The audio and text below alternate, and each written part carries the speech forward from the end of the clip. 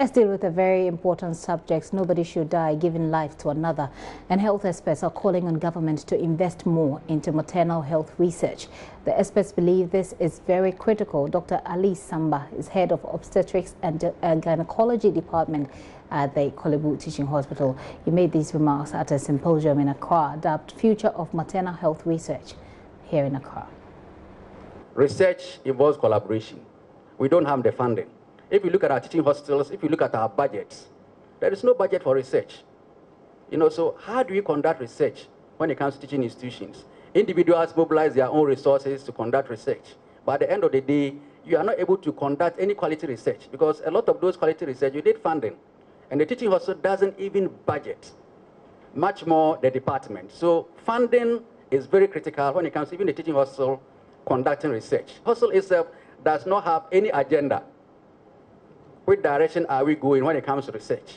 But now there's a program in place, and now I'm expecting that as a teaching hospital, the Department of Sengani could decide that this is the research direction. These are the things we want to do this year. And the hospital is supposed to support us. But unfortunately, we don't have anything like that. And that is why we always have to depend on people coming from outside. And as Richard said earlier on, when they are coming, they also have what they want. And sometimes it becomes very difficult to influence that. So all you have to do is just toe the line and hope that at the end of the day, whatever results come out will benefit your institution as well. We also conduct research to improve upon outcomes when it comes to like procedures.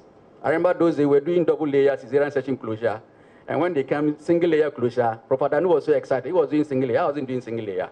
And we used to argue about that. But at the end of the day, we did those things, then we found out that at the end of the day, double layer is still better. So we've gone back to double layer. So implementing research and then looking at the outcomes also helps us at the teaching hospital to improve upon procedures.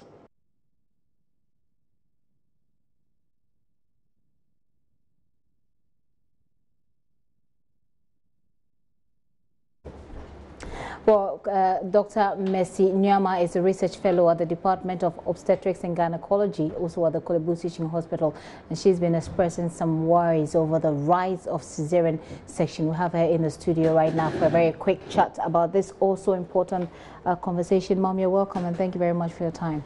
Thank you very much for inviting us to talk about what we did today about the future of maternal health research in Ghana. Okay. We realize that one of the topics we're talking about now is the rise in cesarean section numbers at our department, and because of that, the rising complications that we can foresee in the future. One of them is adhesions. Okay, so what I want to find out first of all is, how you talk about rise in cesarean section. How bad is it? How many were you recording then, and how many are you recording now? In 2010, the cesarean section rate was 39.1, and in 2015 it was 49.7. Okay, you're talking here about percentages, right? Yes. So from 39.1% to now 47%. 47%. Can you give us an average, like a figure, and that's not in percentage, a figure of how the numbers have risen? Like, for example, if we have 30 deliveries in a day, about 12 to 15 of them are in cesarean sections. Oh, so this is of concern to you because you say that it increases the possibilities of complications. Why? Why does it increase the possibility of complications? Because it's supposed to actually decrease, surely, isn't it? Cesarean section delivery is an important intervention when normal delivery is foreseen to be difficult. So over the years, it's helped to deliver babies and mothers safely. But because many places, when one cesarean section is performed, the women have to go through another C-section. So this has added to the increasing number. And it's been found that it's not, although it says good weight delivery, under the circumstances, there's an epidemic of cesarean section going on. Epidemic of cesarean section? Yes, in some countries, like in Brazil, I mean, private hospitals, cesarean section can be about 90% to 100% of so women. More women are opting for cesarean section because they are too lazy to push? Sometimes it's that way. So what we want women to know is that when your doctor says you need cesarean section, then it's important. But don't think it's a fashion that you have to have cesarean sections so that, I mean, you don't have to go through the normal labor pains. But I even learned that cesarean section is actually much more painful than the normal delivery, isn't it? Because after you've been cut and you wake up, you may not feel the pain, but when you wake up, I'm told that the pain is even more severe.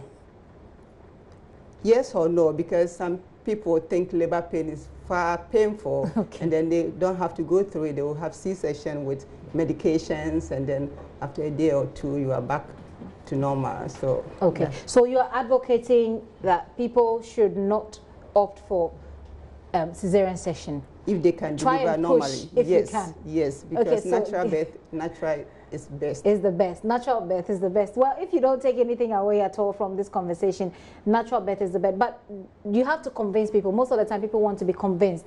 You have to let them know why they should not choose or opt for the easier option as they see it. How will you convince people that this increases complication or the potential for complications, so choose natural birth? From our research recently published in Reproductive Health, we found that because as the number of cesarean sections increases, there's the chances of more adhesions. Adhesions are fibrous bands that goes into the stomach, and sometimes it makes it push organs together, and then because of that, during subsequent CS, the surgeon has to take time to try to release your organs, and that might increase the operation time, and sometimes it can also lead to a lot of blood loss, you know, and then some few complications that might come out as a result of pain, and you are not able to function in your normal way because of trying to free your organs from all these webs that form in your stomach. So we think that this might have potential consequence in your health. That sounds quite scary, I must say. But is there any correlation between the increasing number of C-sections and maternal mortality? Recent research have shown that, you know, up to some point, C-section helps to reduce maternal mortality, but after a certain percentage, then it does not have any. If it's really there's the indication for the C-section, and then with that C-section, then it does not have any much change. But like we are saying, because there are other complications with it, you know, you not advocate that if it's not necessary, we should go for it.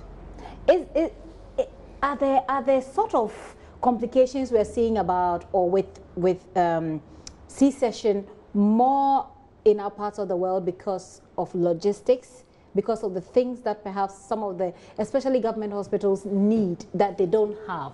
Or is it just a natural occurrence that, you know, there are just complications with it? So one of the difficulties we have, you know, because of limited resources, you know, you need to plan for mothers coming for delivery. But at a place like Kolebu Teaching Hospital, which is a referral hospital, sometimes because the women stay home too late before they report, and then they are rushed in. When they come, imagine there are few surgeons who have to take care of many women who need emergency cesarean section, you know, so that can also end up in some of the delays, and we know that delays can cause some of these mortalities because we are waiting for C-section, which is quite urgent, and you are not getting it because of the limited resources. But sometimes too is complication developing because the women also stay home for long and they are not able to come for care, you know, so they develop